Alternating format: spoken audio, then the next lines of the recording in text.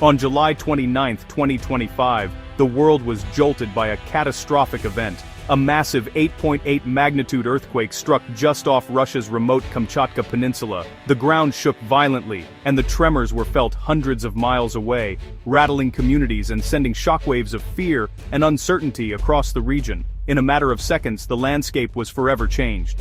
The earthquake's immense energy unleashed powerful shockwaves that rippled across the vast Pacific Ocean, disturbing the seafloor and sending invisible waves racing outward in all directions. Seismologists around the globe quickly recognized the significance of this event. They called it one of the most powerful quakes in modern history, with its epicenter located deep beneath the ocean where massive tectonic plates grind and collide. The sudden release of energy was unlike anything seen in decades, and scientists scrambled to analyze the data pouring in from monitoring stations worldwide. The quake's force displaced an enormous volume of water, setting off a chain reaction beneath the waves. In moments, a massive tsunami began to form, its energy gathering as it raced across the open sea, threatening everything in its path. Tsunami waves began their rapid, silent journey toward distant shores: Japan, Hawaii, Alaska, and the entire U.S. West Coast.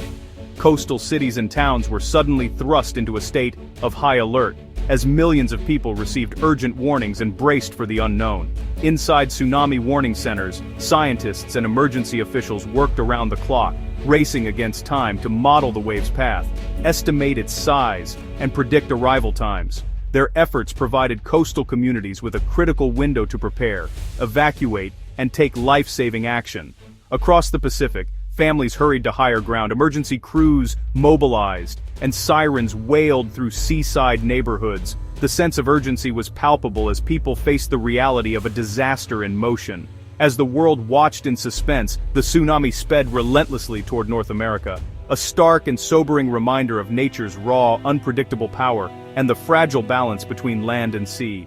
Tsunamis are not ordinary waves, they're immense surges of water, triggered by powerful underwater disturbances such as earthquakes, volcanic eruptions, or even landslides. These events suddenly displace huge volumes of water, setting the stage for a phenomenon that can travel across entire oceans.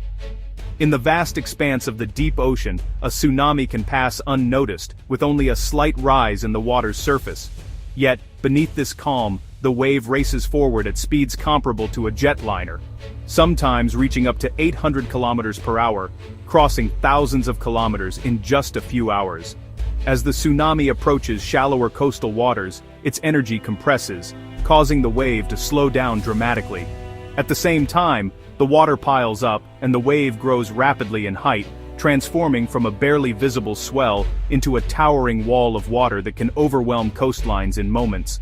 It's important to remember that the first wave is rarely the most dangerous. Often the initial surge is followed by a series of even larger, more destructive waves, arriving minutes or even hours later, catching many off guard and increasing the devastation. To track these powerful waves, a global network of sensors and buoys constantly monitors ocean activity. When the Kamchatka tsunami struck, these systems relayed real-time data to warning centers, allowing scientists to refine their predictions, issue timely alerts, and help communities prepare for impact. Even a tsunami that appears small or harmless at first can unleash astonishing force. The sheer power of the water can sweep away cars, boats, and entire buildings, leaving behind a trail of destruction that can reshape entire landscapes. The danger doesn't come from the water alone. As the tsunami surges inland, it carries with it debris, logs, vehicles, and household items, turning everyday objects into deadly projectiles and compounding the threat to anyone in its path. U.S. authorities acted with remarkable speed, issuing a full tsunami warning that stretched from the Oregon-California border all the way down to Cape Mendocino. This was a rare and urgent move, signaling the seriousness of the threat facing coastal communities. Emergency teams sprang into action, coordinating efforts to reach as many people as possible in the shortest amount of time.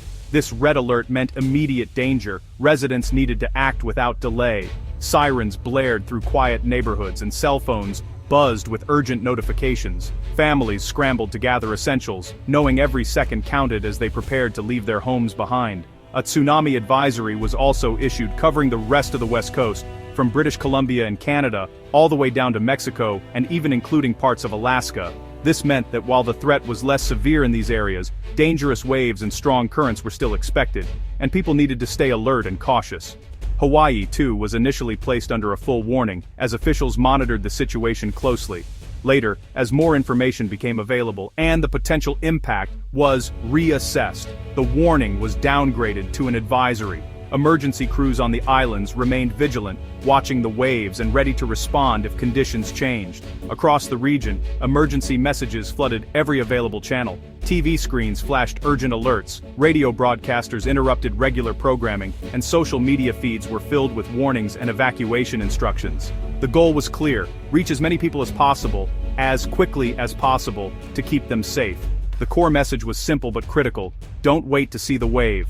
Move to higher ground immediately. Emergency workers directed traffic and guided residents away from beaches and harbors, emphasizing the importance of acting fast. Unified, urgent communication was key to public safety. Officials held press conferences and coordinated across multiple agencies, ensuring that everyone received the latest updates and instructions. As new data arrived, officials updated their guidance in real time.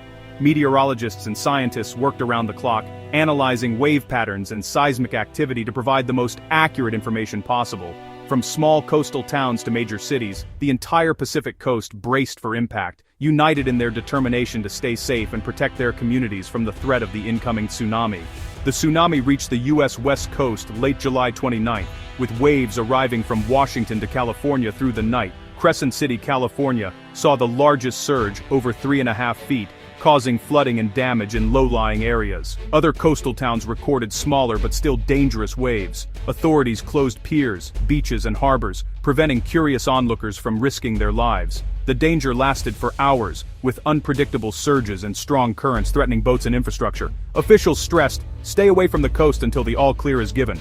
In Northern California, mandatory evacuation sent residents in low-lying zones inland to safety. Emergency alerts and sirens blared, and evacuation routes guided people to shelters on higher ground.